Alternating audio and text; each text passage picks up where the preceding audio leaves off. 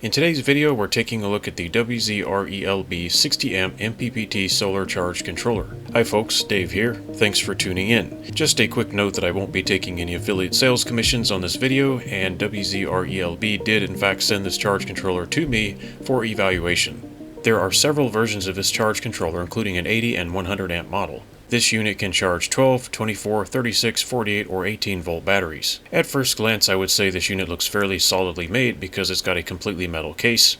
Configuration is handled through a small backlit LCD touchscreen. When it's in night mode or standby, it uses about 2 watts of power. Not too bad. Let's get this thing on the bench, take it apart, and have a look at it. This is an unpaid review, so I'm not making any affiliate sales commissions on this product if it sells. I will put any links that the manufacturer provides in the description though, for your convenience, and maybe it will save you a few bucks. Anyway, this is a touchscreen charge controller, and it doesn't show up on camera until you zoom in. So basically I can touch any of these parts of the screen and get information.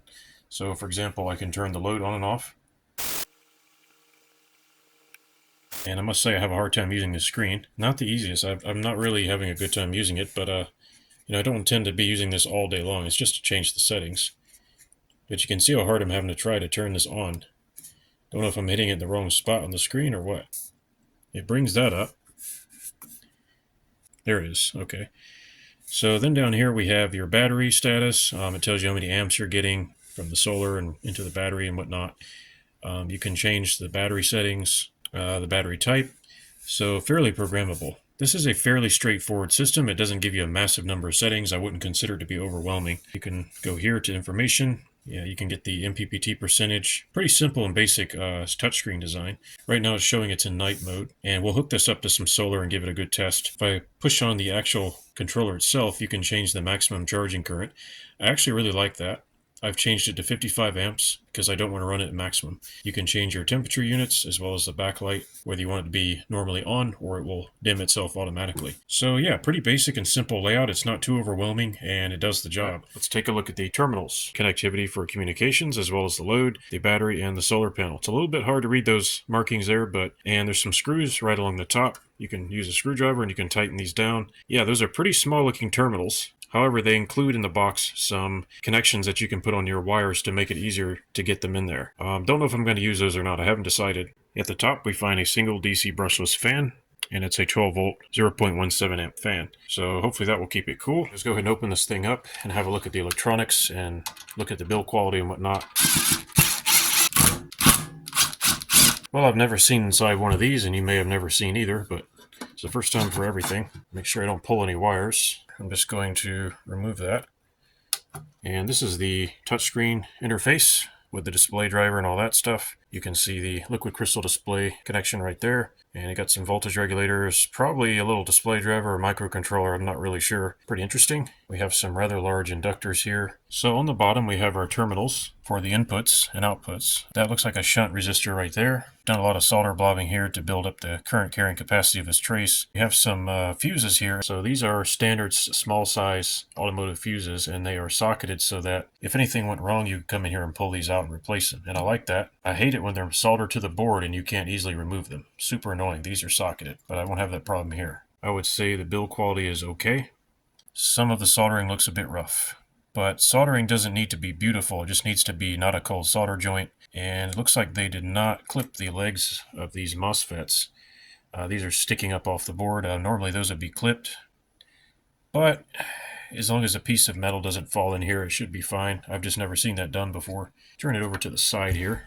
And something that I find interesting is these little guys here, I think, are optocouplers that can drive the gate of a MOSFET. And so these actually use an LED that's inside here to shine on a surface that basically allows you to drive a MOSFET or using light to create the signal. That's interesting. I don't see those all the time. You can see the soldering right there. I'll try to zoom in a little bit so you can see the MOSFETs. You can see how their legs are sticking up there and haven't been clipped. Moving on. So this is your fan power, and this looks like a temperature sensor right here that's probably going to the heatsink and the MOSFETs. See what else we have here. It looks like they may have been a little generous with the solder, maybe to help with the current flow. I'm not really sure. Quite a lot of solder on that one too. I don't see anything too egregious. PCBs don't necessarily look super neat sometimes. My main concern is that they work, and you can see how they've added extra solder right there on those traces to make sure they carry enough current. Like I said, I'm pretty sure that's a shunt resistor right there. And let's see what else we have here. And right there, I believe we have an optocoupler. So that's kind of the same thing we talked about earlier. This is basically an LED shining at a photoresist kind of thing, and you can send a signal on this side and get a signal out that side. Both sides are completely isolated. There's no galvanic connection between the two. Probably a big diode and some kind of resistor, like a varistor or something. I'm not sure. Those are SAX brand capacitors. So yeah, they're all the same. Now on this charge controller, the PV input is up to 170 volts. We would expect the input capacitors to be pretty high value. These are 100 volts. And what are these? Okay, these are 200 volts. So these must be the input capacitors for the PV side. And I'm guessing maybe those are for the battery side, because these are the biggest capacitors on here. I've got my meter here. I'm going to put it on continuity mode. It's just going to make a beep so I can trace out the connections. I'm using a piece of copper wire so I can get up underneath the capacitor and probe it. And indeed, those are on the negative side, but it's a little hard to tell if it's the battery side.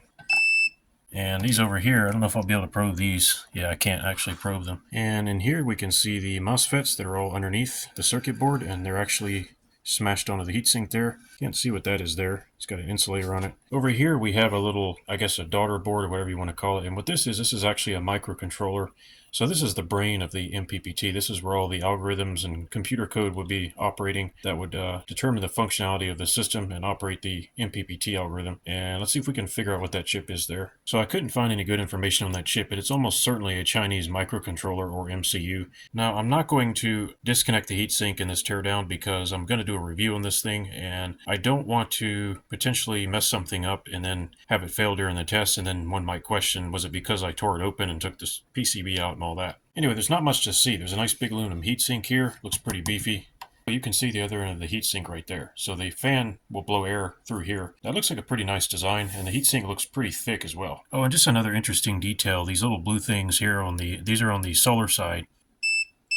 And this one is connected to the negative. So this looks like it's across the PV input. So that's probably to protect it from a lightning strike or something like that. Depending on how this charge controller gets used, I may actually want to do some kind of a fan mod. We'll have to see how it performs first. I'm not going to modify it until I've tested it and done the review. Okay, so here's the initial bench testing of the 60 amp model. Basically, I'm looking at the solar voltage, or PV voltage, which is around 58.5 volts. And I have a hard time getting the numbers sometimes to respond. But, once this stuff is in here, as long as you don't need to be changing it all the time, it should be all right. But I just want to make sure it's difficult to use a touchscreen sometimes. I don't know if it's just this particular unit here or it's all of them. I don't know. To perform the bench test, I'm using my 51.2 volt rack mount battery. Rigged up connections here. This is what I use when I have to. I have only ring terminals, so I had to make an adapter to go on each one of these. I wrapped some fiberglass tape. I don't want to take these off because it was hard to get them on there. Got some temporary PV cables coming in, and we're just going to see what it can do. Just a point that the cooling design of this charge controller is vertical convection, so you really should not be running it flat on a bench like I am. I'm just doing this to push it and to do a test.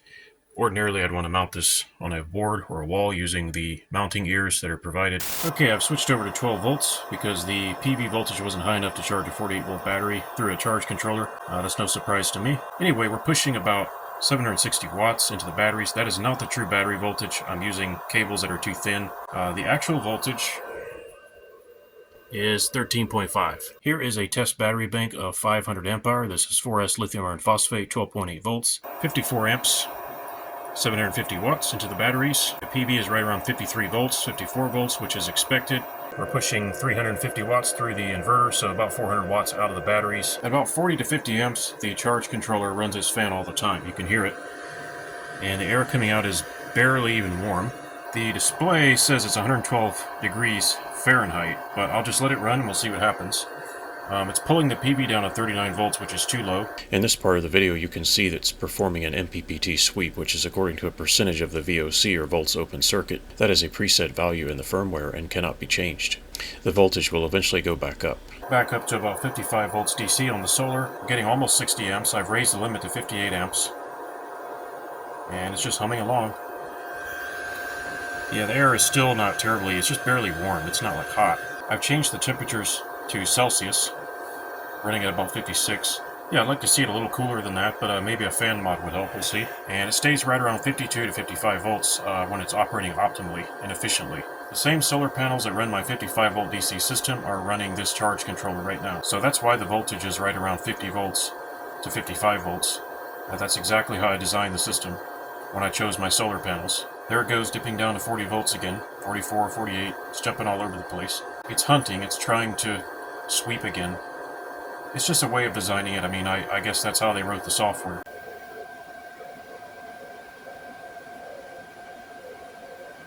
Well, the touchscreen is extremely difficult for me to use, but it did not stop me from eventually configuring it to operate the way I needed it to. The touchscreen looks nice, it's easy to see what's going on, and I do like that part. The fan is not obnoxiously loud. You can hear it, but honestly, it's not as high pitch as what I'm used to hearing. I'm not going to really complain about fans anyway. They're a necessary part of solar equipment these days. The terminals are too small for something that can put out 60 amps or even 80 or 100 amps, I believe, for some models. This thing really needs terminals that are 2 to 3 times bigger than what they are, maybe even 4 times.